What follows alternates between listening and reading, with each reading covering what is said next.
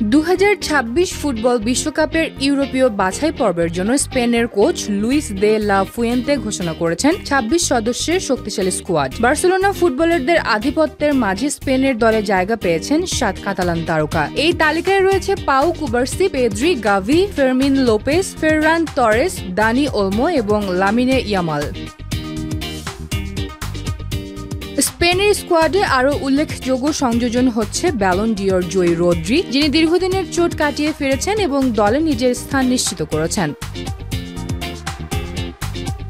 তবে Real Madrid থেকে সুযোগ পেয়েছেন মাত্র 2 ফুটবলার। অভিজ্ঞ ডিফেন্ডার দানি কারভাহাল এবং তরুণ প্রতিভা ডিন হাউসেন সেরা দলে জায়গা পেয়েছেন।